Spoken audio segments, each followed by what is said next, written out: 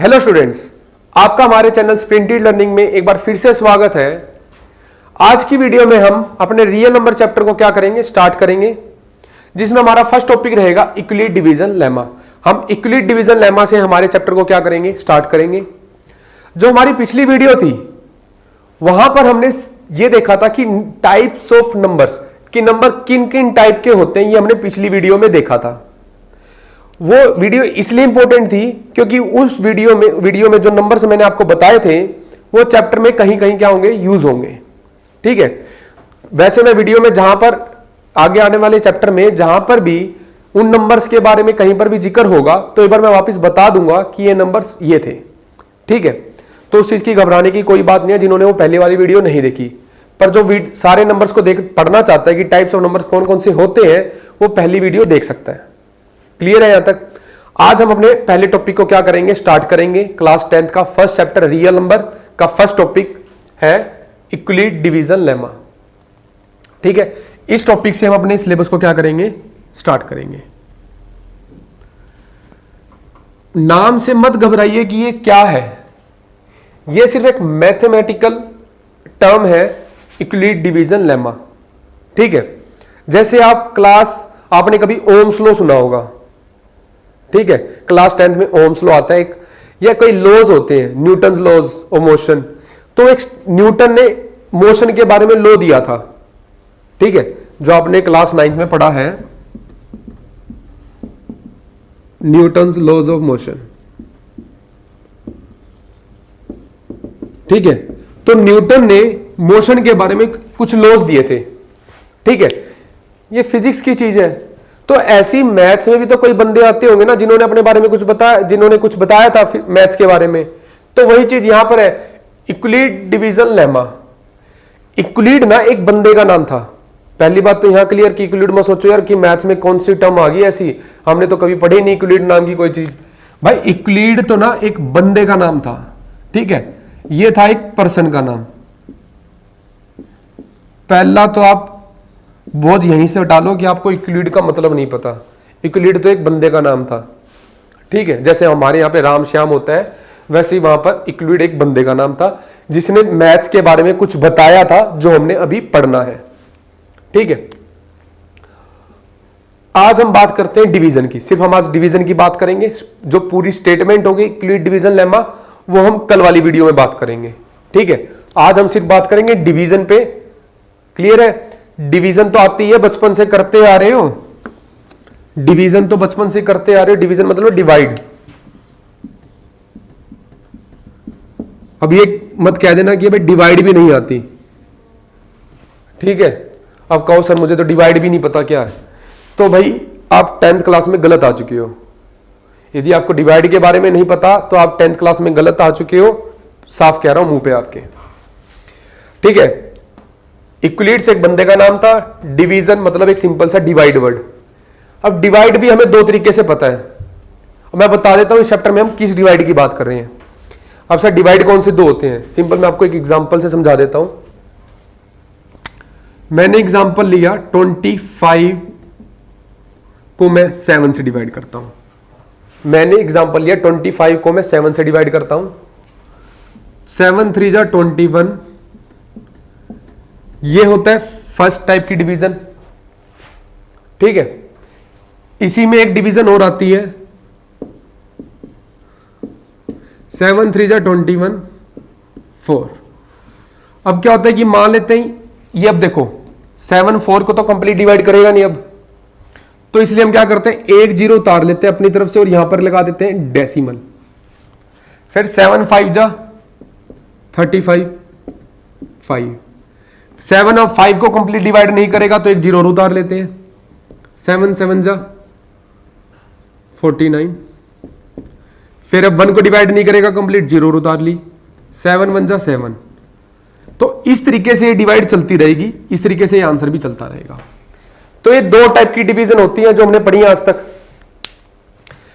ये simple division होती है, एक तरह से लॉन्ग डिवीजन होगी जहां पे हम इसको डेसिमल में कन्वर्ट कर देंगे। ठीक है, जहां हमारे आंसर क्या होगा, डेसिमल में कन्वर्ट होगा। यहां पर हमारा जो आंसर होता है ये प्रॉपर फॉर्म में होता है, एक प्रॉपर इंटीजर फॉर्म में। और जो यहां पर आंसर होगा, यहां पर आंसर होगा हमारा डेसिमल फॉर्म में, क्वोशिएंट हमारा डेसिमल फॉर्म में होगा। क्लियर है? हमने इक्वली डिवीजन लेमा में, डिवीजन मतलब डिवाइड, डिवाइड हमें दो टाइप की पता है, एक सिंपल डिवीजन, एक डेसिमल वाली डिवीजन। हमने इस चैप्टर में इस डिवीजन की बात करनी है, इस डिवीजन की बात नहीं करनी। वापिस बता के चल रहा हूं, अभी हम जो बात कर रहे हैं, अभी हम इस डिवीजन की बात कर रहे हैं, इस डिवीजन की बात नहीं कर रहे। इस डिवीजन में सारे क्या होंगे? कंप्लीट नंबर्स होंगे, डेसिमल नहीं होगा। ठीक है? डेसिमल फॉर्म में नहीं करनी है हमने डिवीजन। ठीक है? तो हम इस डिवीजन की बात कर रहे हैं। मैं इस वाली डिवीजन को हटा रहा हूं क्योंकि हमने यहां पर इस डिवीजन की बात कर ही नहीं रहे। क्लियर है? अब इस डिवीजन में देखिए, इस डिवीजन में हमने 25 को 7 से डिवाइड करा, जहां पे जो 3 आया वो मेरा क्वोशिएंट था और जो 4 बचा वो मेरा रिमाइंडर था। तो यहां पे 4 वर्ड्स होते हैं जो हमने पढ़ने हैं कि किस वर्ड को क्या बोला जाता है। ठीक है? साथ साथ नोट्स बनाते चलिएगा अपने। तो यहां पे 4 नंबर्स की बात कर रहा है, जहां पे इस नंबर को क्वोशिएंट बोला जाता है।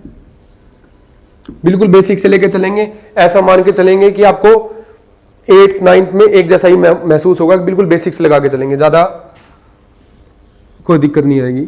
4 होता है रिमाइंडर, ये होता है डिवाइजर जो डिवाइड करता है,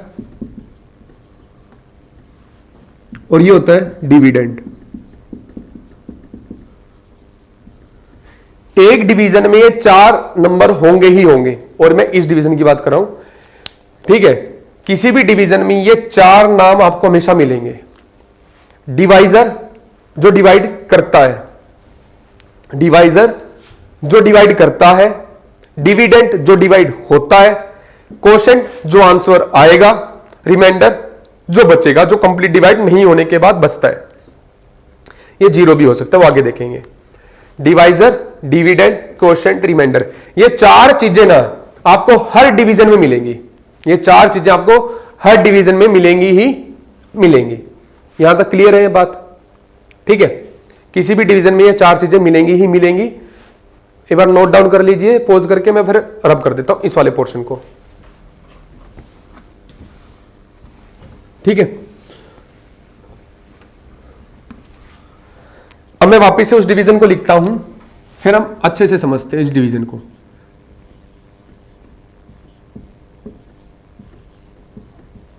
ये एक डिवीजन है।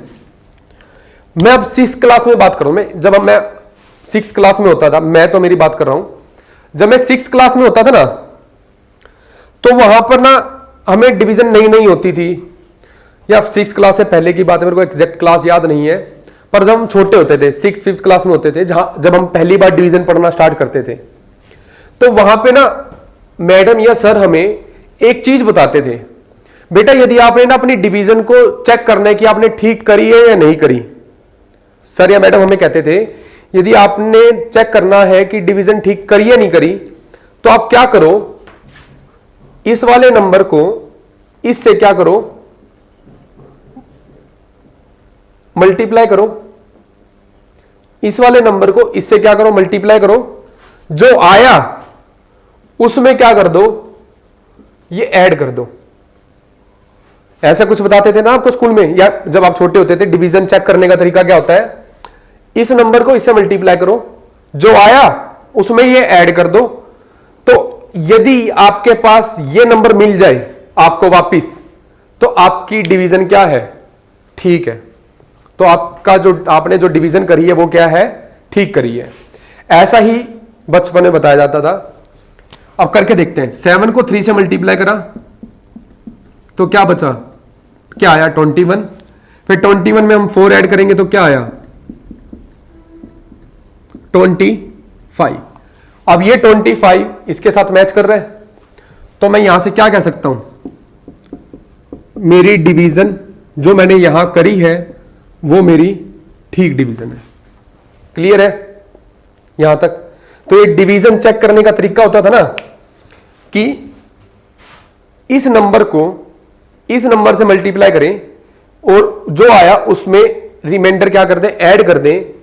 तो जो आंसर आएगा वो इस नंबर से क्या करेगा, मैच आउट कर जाता है, तो हमारी डिवीजन ठीक होती है। ये सिंपल सी चीज थी जो हमने बचपन में करी थी और हमें टीचर्स ने बताया था। क्लियर है। और जो ये टेक्निक है ना, ठीक है, जो ये टेक्निक है, ठीक है, ये true for all addition, all division, sorry addition नहीं, ये हर डिवीजन के लिए क्या है, ट्रू है। ये हर डिवीजन के लिए क्या है, ट्रू है। जो ये टेक्निक है, जहां जहां डिवीजन होगी वहां वहां ये तरीका लगेगा चेक करने के लिए कि मेरी डिवीजन ठीक है या नहीं है। क्लियर है।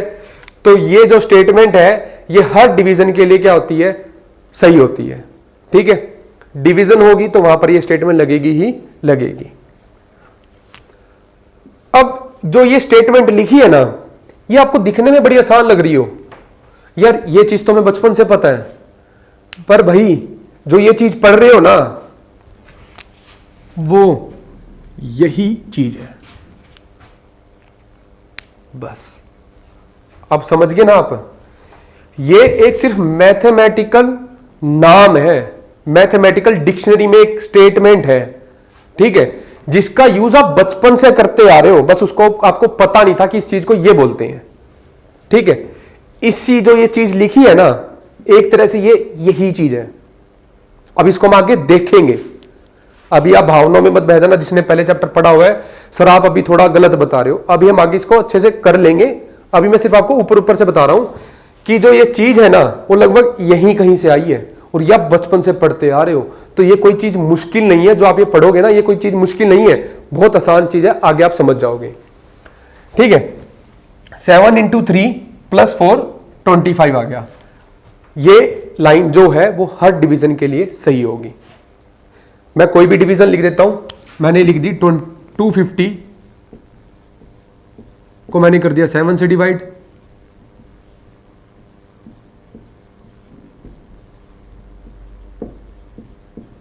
तो मैं इस डिवीजन के लिए भी ऐसी कुछ चीज लिख सकता हूं। इस डिवीजन के लिए क्या लिख सकता हूं मैं, 7 को मैंने 35 से मल्टीप्लाई कराया, फिर उसमें मैं यदि 5 ऐड कर देता हूं तो मेरे पास 250 आ जाएगा। ये मुझे पता है, करके देख लीजिए, आएगा ही आएगा। यदि मैंने डिवीजन ठीक करी है, यदि मैंने डिवीजन ठीक करी है तो ये सही होगा ही होगा। यदि ये सही नहीं होगा तो इसका मतलब ये है कि मैंने डिवीजन गलत करी है। इसका मतलब क्या होगा, यदि लेफ्ट हैंड साइड और राइट हैंड साइड इक्वल नहीं आती तो इसका मतलब है कि मैंने डिवीजन ठीक नहीं करी। चेक करके भी देख लेते हैं। 35 7 जा 245 और 245 में आप 5 ऐड करो, क्या आया 250। तो लेफ्ट हैंड साइड और राइट हैंड साइड इक्वल आ गई, तो इसका मतलब क्या है कि मेरी डिवीजन ठीक थी। ठीक है, तो यानी इस टाइप की जो स्टेटमेंट है ना, ये हर डिवीजन के लिए क्या है, सही होती है। क्लियर है, हर डिवीजन के लिए क्या होती है, ट्रू होती है। अब हम क्या करते हैं, जो ये स्टेटमेंट है ना, इनको थोड़ा जनरल वे में लिखते हैं। इसको किस वे में लिखते हैं, थोड़ा जनरल वे में, एक फॉर्मूले वे में लिखते हैं कि इसी चीज को ना, इन्हीं चीज को एक फॉर्मूला बना देते हैं। इन्हीं चीज से क्या बना देते हैं, एक फॉर्मूला बना देते हैं, एक स्टेटमेंट बना देते हैं। ठीक है, अब मैं इसको थोड़ा सा रब कर देता हूं इस साइड को।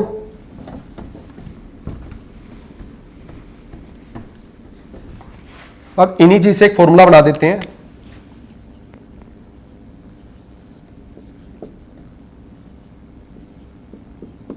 मैं यहां पर वापिस से वो लाइन लिखता हूं,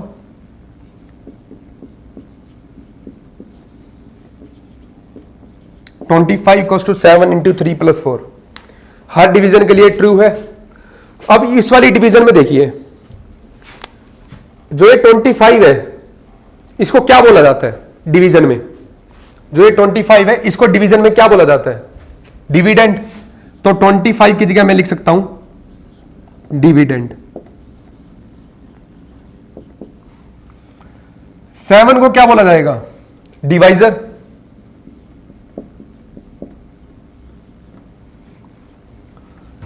इस 3 को क्या बोला जाएगा, कोशेंट। और 4 को क्या बोला जाएगा,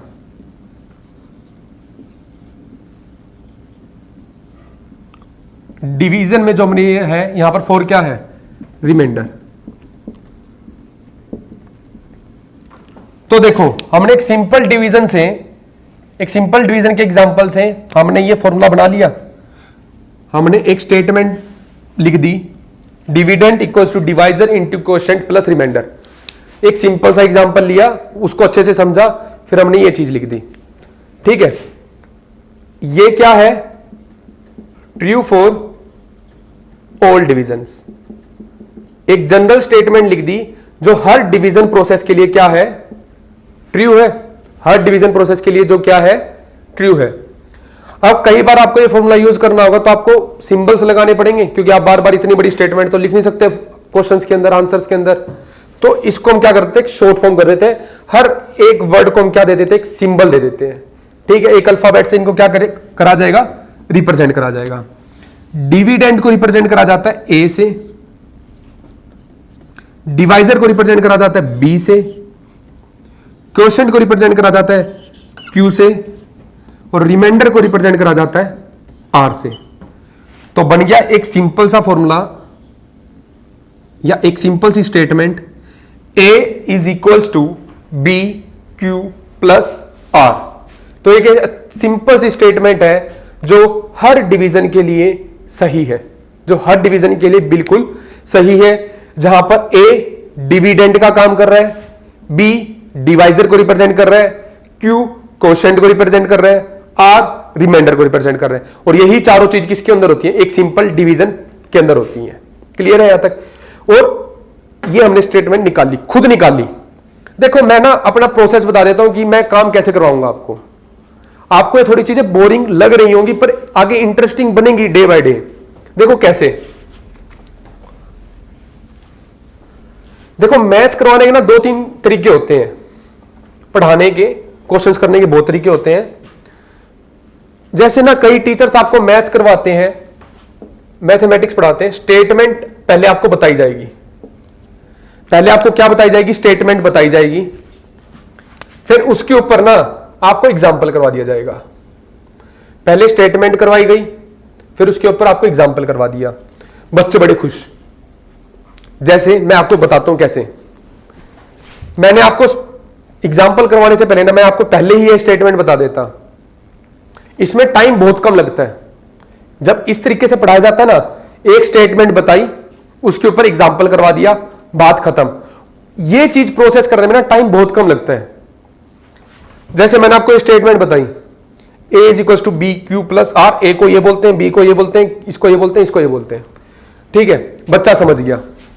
ठीक है, वो इस चीज को क्या करा, मैंने एक एग्जाम्पल लिया, एग्जाम्पल से समझा दिया, देखो भाई सेटिस्फाई कर रहे हैं, बात खत्म। ठीक है, ये सिंपल सा तरीका है। यदि स्टेटमेंट से एग्जाम्पल करवाना है, स्टेटमेंट पहले बताई मैंने ये होती है, फिर मैंने उसके ऊपर एग्जाम्पल सेटिस्फाई करा के दिखा दिया, बात खत्म। ऐसा हम नहीं करेंगे। ये बहुत सिंपल सा तरीका होता है पढ़ाने का। हम थोड़ा एक अलग तरीके से पढ़ रहे हैं, जहां पर हम क्या कर रहे हैं, हम पहले एग्जाम्पल पढ़ रहे हैं।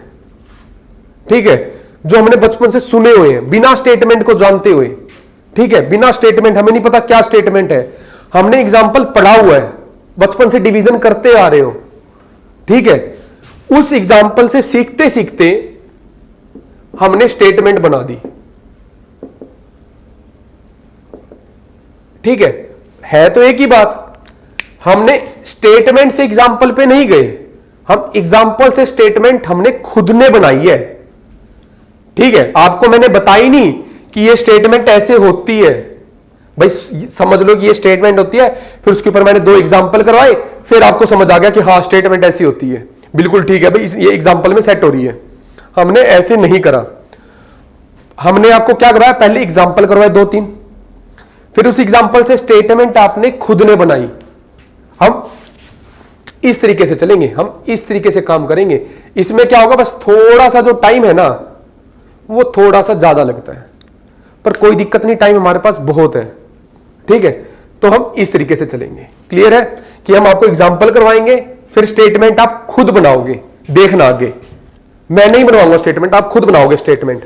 पहली स्टेटमेंट ये आ गई जो हर डिवीजन के लिए क्या होती है, सही होती है। क्लियर है यहां तक। अब मैं इसको रब कर रहा हूं, फिर आगे कुछ एग्जाम्पल कर रहा हूं, क्योंकि अब ये जो स्टेटमेंट है ना, अभी तक जो हमने ये स्टेटमेंट लिखी है, ये अभी अधूरी स्टेटमेंट है। इसमें एक लाइन और होती है, एक स्टेटमेंट और होती है इसके अंदर, जो हमने अभी खुद निकालेंगे। मैं बता दूं, फिर मैं एग्जाम्पल करवा दूं, तो 2 मिनट में समझ आ जाएगा। 2 मिनट का टॉपिक है। फिर यदि स्टेटमेंट लिख के एग्जाम्पल करवा दूंगा ना, तो सिर्फ 2 मिनट का टॉपिक है, ज्यादा टाइम नहीं लगेगा। पर एग्जाम्पल से स्टेटमेंट कराऊंगा ना, शायद 10 मिनट लग जाए, पर आपको मजा आएगा करने के अंदर। तो हम एग्जाम्पल से स्टेटमेंट करेंगे। अभी मैं एग्जाम्पल लिख रहा हूं, फिर उसके बाद हम समझते हैं।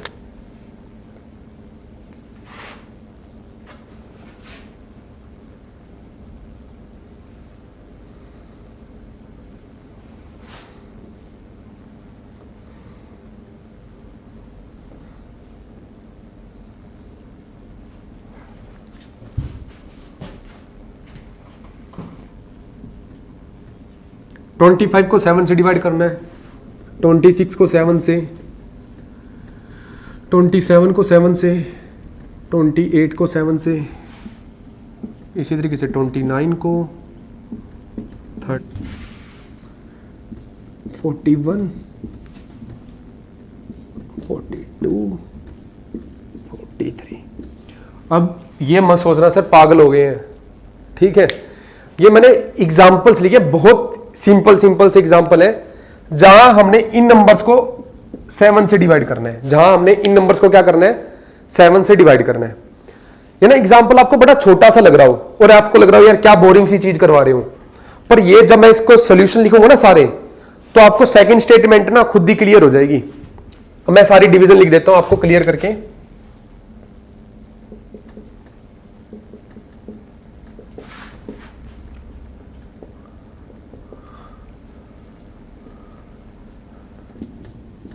ठीक है, मैंने इतनी सारी डिवीजन कर दी आपके सामने। अब जो ये डिवीजन मैंने इतनी सारी करी है ना, 25 से लेके 43 तक, आपको लग रहा है सर ने बहुत सारी डिवीजन कर दी बेमतलब की। अब मैंने आपको बताया है कि जो ये स्टेटमेंट है, ये हर डिवीजन के अंदर लग जाएगी। यहां से ये चीज भी पता लग गई हमें कि जो स्टेटमेंट है हर एक के अंदर लग जाएगी। लगा के भी देख लेते हैं, यहां से स्टेटमेंट का भी प्रूफ मिल जाएगा हमें कि जो मैंने आपको बात बताई वो ठीक है या नहीं। मैं 25 को लिख सकता हूं 7 × 3, 21 + 4, इस तरह से 26 को लिख सकता हूं मैं, 27 को लिख सकता हूं, 28,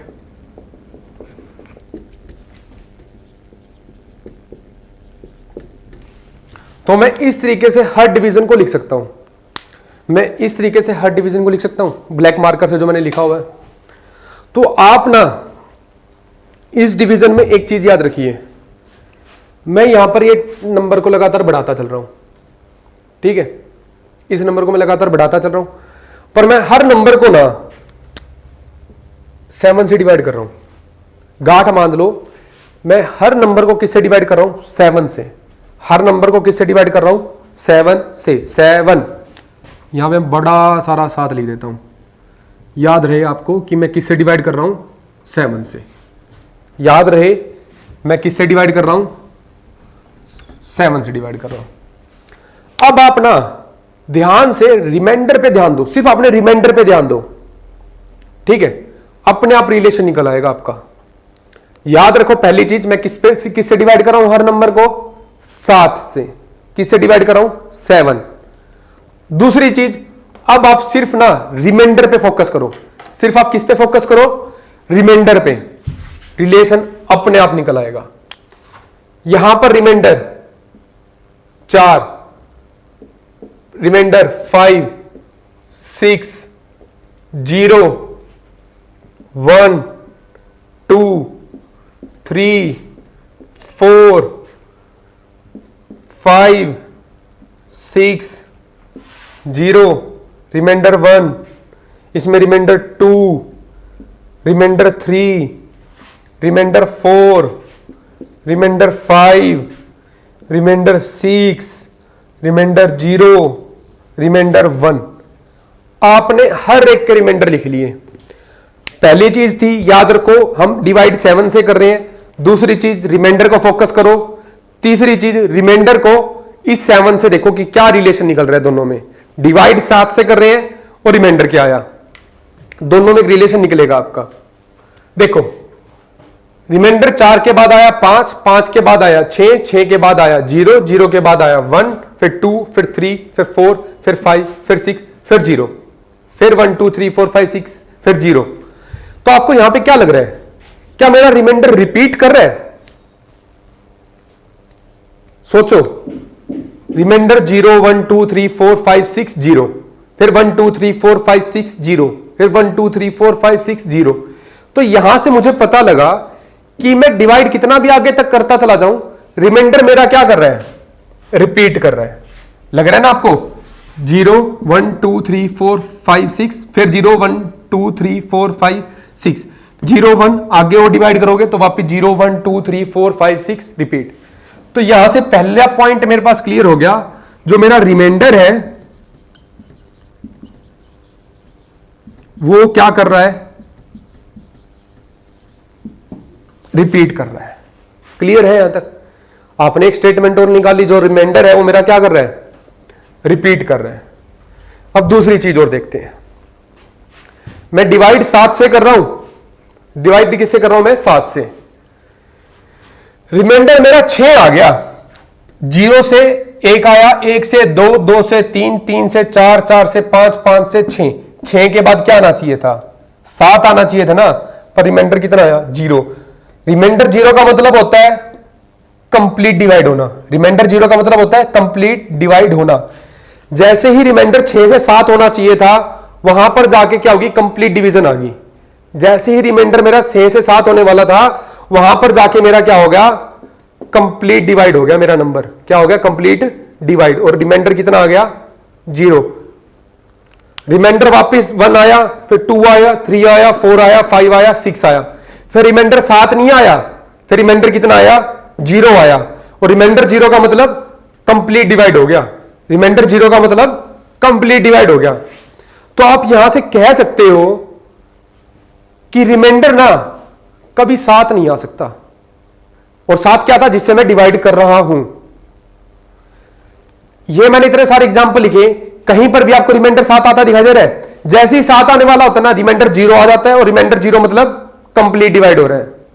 ठीक है? जब भी रिमाइंडर इसके बराबर आना होता है ना, जब भी सीक्वेंस के अकॉर्डिंग रिमाइंडर इसके बराबर आएगा, आना चाहिए था, 6 के बाद 7 आना चाहिए था।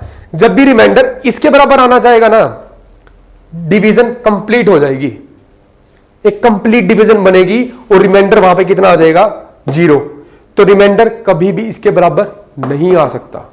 कभी भी रिमाइंडर बराबर नहीं आ सकता, जिससे हम क्या करते हैं? डिवाइड करते हैं। हमेशा याद रखना कि रिमाइंडर कभी भी उस नंबर के बराबर नहीं आएगा जिससे हम क्या करते हैं? डिवाइड करते हैं। क्लियर है? 0 आ सकता है, 1 आ सकता है, 2 आ सकता है, 3 आ सकता है। ऐसी सीक्वेंस कब तक चलेगी? जिससे हम डिवाइड करेंगे ना, उससे एक नंबर कम तक चलेगी वो सीक्वेंस। हम यहां पर 7 से डिवाइड कर रहे हैं, तो 7 से कम क्या होता है? 6। तो सीक्वेंस 6 तक चलेगी। 7 पे पहुंचते ही रिमाइंडर 0, वापिस 0 आ जाएगा। यदि मैं 8 से डिवाइड करता ना, तो रिमाइंडर क्या होता?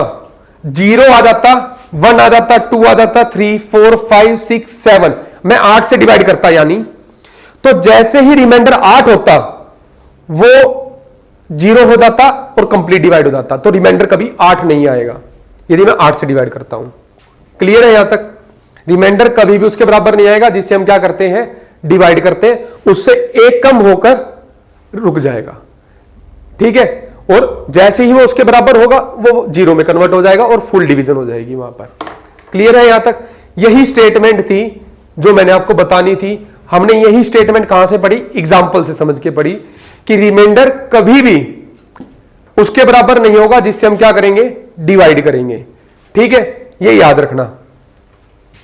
अभी मैं इसको स्टेटमेंट में लिख देता हूं, इसी एग्जांपल को जो हमने यहां पर समझा है।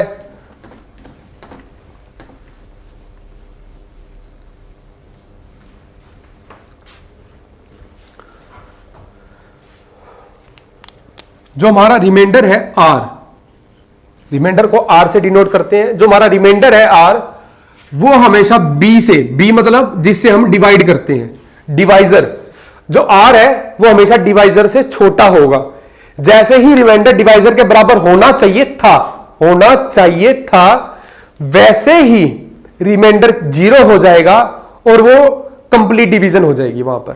ठीक है, होना चाहिए था पर होता नहीं है, क्योंकि वो डिवीजन कंप्लीट हो जाती है उस पॉइंट पर आकर और रिमाइंडर 0 हो जाता है।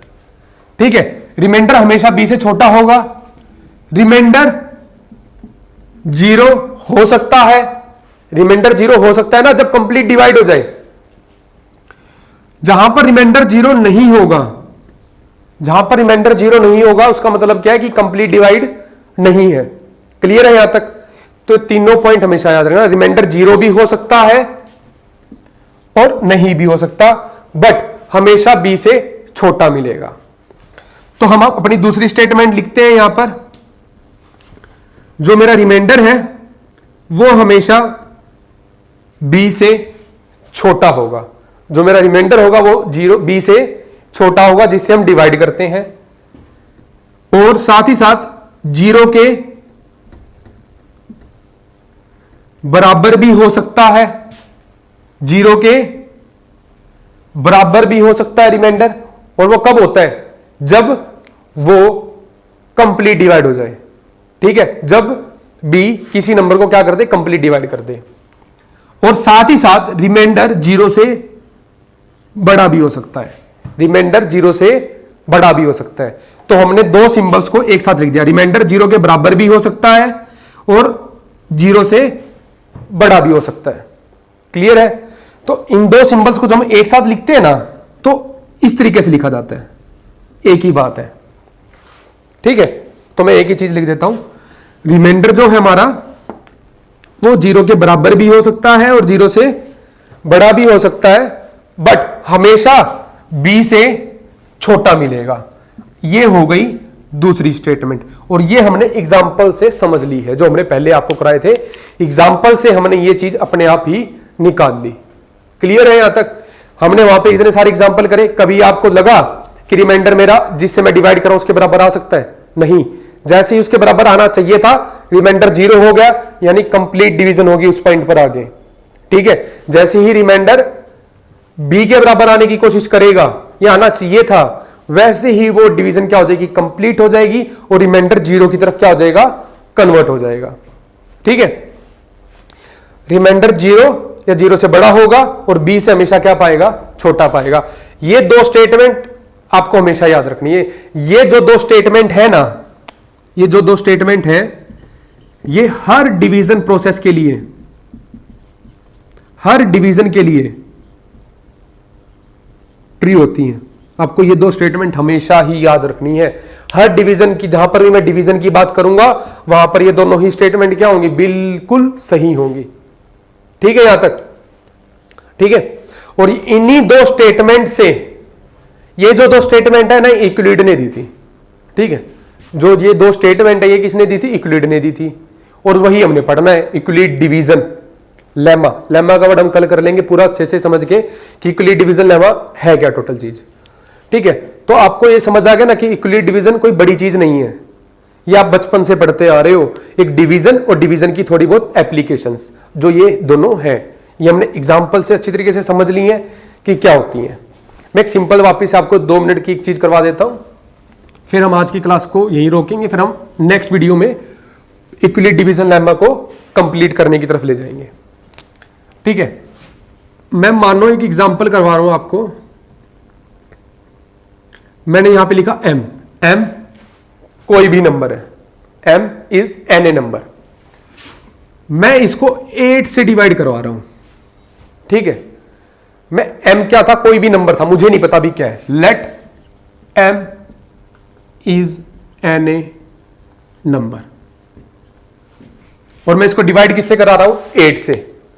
मान लेता हूं कि मेरा आंसर आ गया Q, मेरा आंसर आ गया Q कोशेंट। Q क्या है? कोशेंट।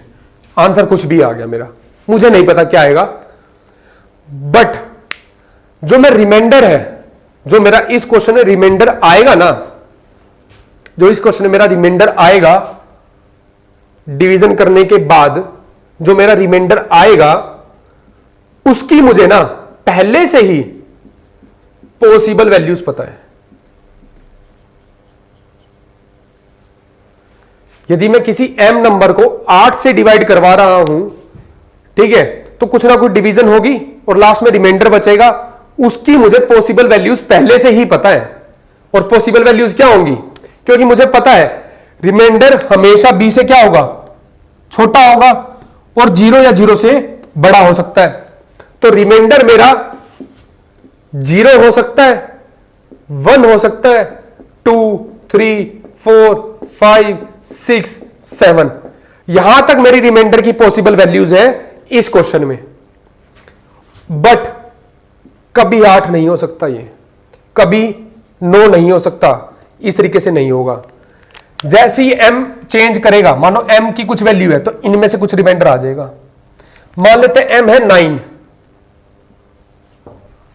तो रिमाइंडर आ जाता 1। m की वैल्यू मैंने 10 कर देता तो रिमाइंडर आ जाता 2। यदि मैं m की वैल्यू 16 कर देता तो रिमाइंडर आ जाता 0। 15 होता तो रिमाइंडर आ जाता 7।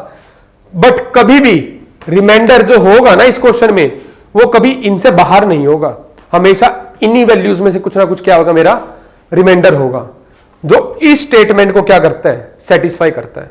ठीक है, तो मैं इस स्टेटमेंट से किसी भी क्वेश्चन का क्या लिख सकता हूं, रिमाइंडर लिख सकता हूं कि रिमाइंडर की कौन कौन सी क्या होंगी, पॉसिबल वैल्यूज होंगी। तो आज का काम यही था कि हम अगली वीडियो में नेक्स्ट टॉपिक पे मूव करेंगे, जहां पर हम इक्विलिब्रियम डिवीजन लेमा को कंटिन्यू करेंगे और खत्म करने की तरफ ले जाएंगे। ठीक है, तो आज ये दो स्टेटमेंट है, a is equal to B Q plus R, dividend, divisor, quotient, reminder. और रिमाइंडर होगा हमेशा जिससे हम डिवाइड करते हैं उससे छोटा होगा, और 0 या 0 से बड़ा भी हो सकता है। ठीक है, और ये दोनों चीज हर डिवीजन के लिए क्या होंगी, सेटिस्फाई करेंगी ही करेंगी। क्लियर है? आई होप आपको समझ आ गया होगा। मैं एक चीज कहना चाहता हूं आपसे, ये हमारा फर्स्ट टाइम ही है जिसमें हम ऑनलाइन पढ़ा रहे हैं बिना बच्चों की क्लास में। थोड़ा बहुत हमें भी एडजस्ट करने में 3, 4, 5 वीडियोस में टाइम लगेगा, क्योंकि हैबिट नहीं होती कि बिना बच्चों की क्लास में पढ़ाने की। ठीक है, तो हमें पता नहीं लग पा रहा कि थोड़ी हम स्पीड तेज चल रहे हैं या नहीं चल रहे हैं, कि कितनी बच्चों को चीज समझ आ रही है नहीं आ रही, उसी हिसाब से हम अपना मोड चेंज करते हैं। यदि क्लास में तो पता लग जाता है कि हाँ इस थोड़ा हमें अलग तरीके से पढ़ाना पड़ेगा।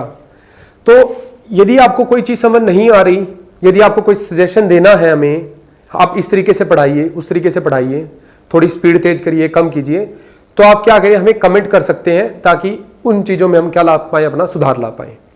ठीक है, थैंक यू वेरी मच। अब हम नेक्स्ट वीडियो में मिलेंगे, जहां पर हम इक्विलिब्रियम डिवीजन लेमा को आगे कंटिन्यू करेंगे।